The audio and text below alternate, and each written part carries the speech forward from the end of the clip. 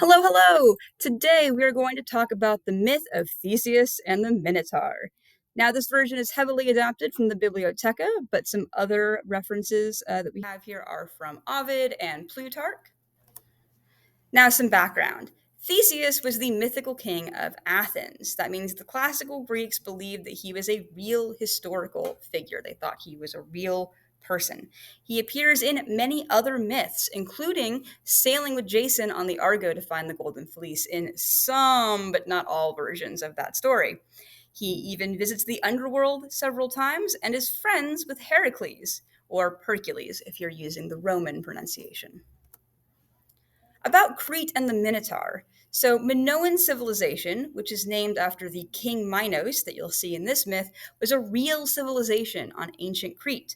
It existed between 3500 BCE to probably around 1100 BCE, and it likely fought with the Greek kingdoms on the mainland, including Athens. We do have some samples of their writing that have survived on stone, but it's largely unreadable. That's why we call it Minoan, is because we don't know what they called themselves. We can't read it. So we call them Minoan after this myth. We do know, however, that they seem to have worshipped bulls. There's a lot of art of bulls in their temples and palaces, but no art of the Minotaur. That seems to be a Greek invention. So, a question I want you to be thinking as we go through this story: could this myth be an example of some ancient anti Minoan propaganda?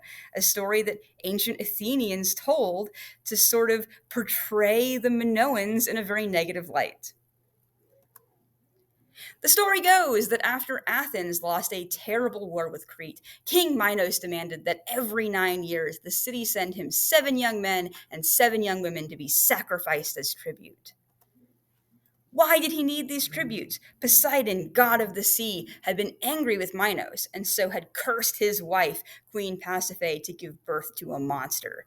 So the child Asterion was born half human, half bull, and he was known as the Minotaur, the bull of Minos.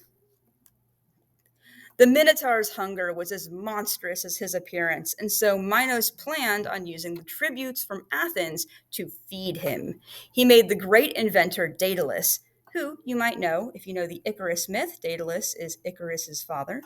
He made Daedalus build a magnificent labyrinth and locked the Minotaur inside. The tributes would have been locked in the maze with it and eaten. The third time this sacrifice was demanded, Theseus, the prince of Athens, volunteered to go. He had already completed many heroic tasks, and he believed that he could slay the monster in its maze. Before Theseus was locked in the maze, the princess of Crete, Ariadne, saw him. Falling in love, she decided to help him. Even though Minos was her father and the Minotaur was her brother, she agreed to help Theseus if he would take her back with him to Athens to be his queen. While Theseus was brave, Ariadne was clever. She gave Theseus a ball of thread before he was sent into the labyrinth. He tied the loose end to the exit and held the other end tightly as he made his way through the seemingly endless maze. He found the Minotaur in the deepest spot of the maze, and with his strength and skill, he killed the Minotaur.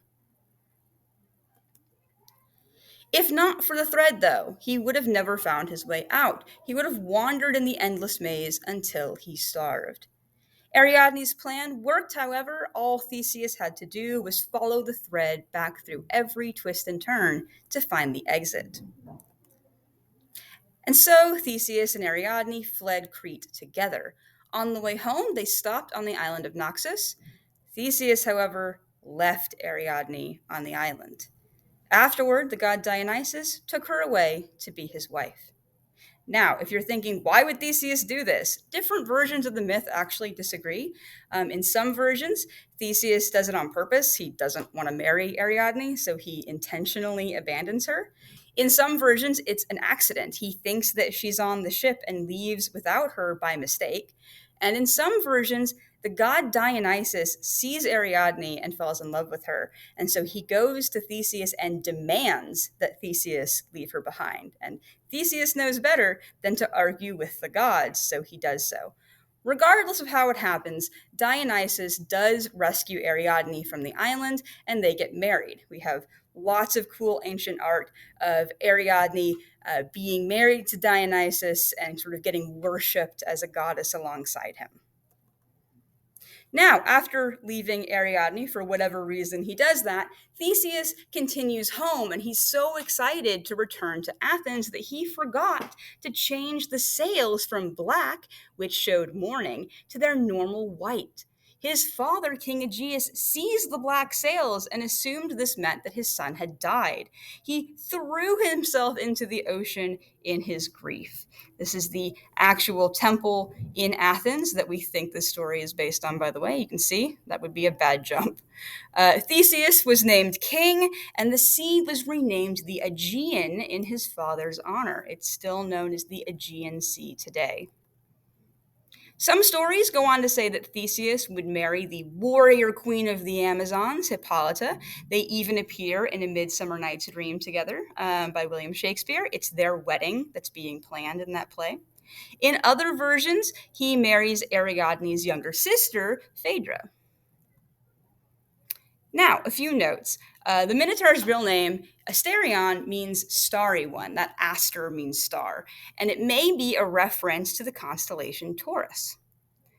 Now, Theseus and the Minotaur are both referenced very briefly in many early works, including both the Odyssey by Homer and Hesiod's work, the Theogony. The art we have of the story is also very old. All of the art on this screen is dated to the 6th century BCE, and it still survives today. Now, interestingly, there is another story we have where Theseus has to go fight the Marathonian bull, which also lives on Crete. Remember, Crete's all about having bulls. And that makes two stories of a legendary king of Athens going to Crete and destroying their big scary bull. So remember that Minoan civilization seems to have disappeared by 1100 BCE, probably by a volcano, by the way, which is very cool. Think about how this memory of a people on the island of Crete who worshipped bulls, has survived as a myth for hundreds of years after they were gone, but before anybody wrote it down. So, think about these questions. What does this myth tell us about the classical Greeks and the way they viewed history and themselves? Can this myth help us understand anything about the real ancient Minoans, or at least the way that the ancient Athenians thought about them? And then, what similarities and differences does Theseus have to other Greek heroes? In particular, Jason and Perseus. Both of them also have an encounter with a princess at the end of their story, but all of those end very differently. Thank you for learning about Greek myth with us today.